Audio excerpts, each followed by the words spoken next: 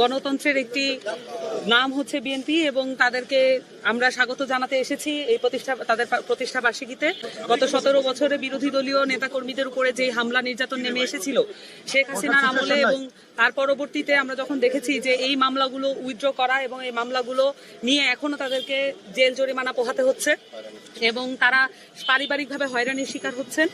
এবং এই জিনিসগুলো এই বিষয়গুলো নিয়ে আমাদের সকল রাজনৈতিক দলেরই একটি কনসার্ন রয়েছে এবং এই সকল রাজনৈতিক দলের পক্ষ থেকে এবং এই এনসিপির পক্ষ থেকেও আমরা মনে করি যে বিরোধী দলীয়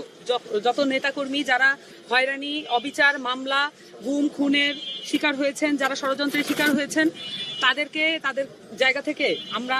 প্রত্যেকটি রাজনৈতিক দলের দায়িত্ব তাদেরকে সাহায্য সহযোগিতা করা এবং এই মামলাগুলোর জায়গা থেকে তাদেরকে মুক্ত করা।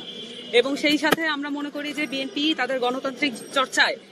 এখানেই তাদের শেষ নয় এবং তারা আরো সামনে এগিয়ে যাবে। যারা এই 15 বছর যে জুলুম সহ্য করেছেন তাদেরকে উঠিয়ে আনার ব্যাপারে, তরুণ নেতৃত্ব উঠিয়ে আনার ব্যাপারে বিএনপি তাদের অঙ্গীকার ব্যক্ত করেছে এবং আমরা মনে করি সেটার মধ্য দিয়ে গণতান্ত্রিক উত্তরণে আমরা একটি বড় একটি সিঁড়ি অতিক্রম করলাম এবং সেই সাথে এনসিপিও তাদের জায়গা থেকে, তাদের রাজনৈতিক প্রতিজ্ঞার জায়গা থেকে আমরা প্রতিজ্ঞা করেছি যে তরুণদের রাজনীতির জায়গা থেকে এবং এই যারা দলের জন্য নিষ্ঠা এবং সততার জায়গা প্রমাণ করবে তাদেরকেই যাতে রাজনৈতিক দলগুলোতে প্রায়োরিটি দেওয়া হয় সেই জায়গা থেকে আমরা সচেষ্ট থাকবো।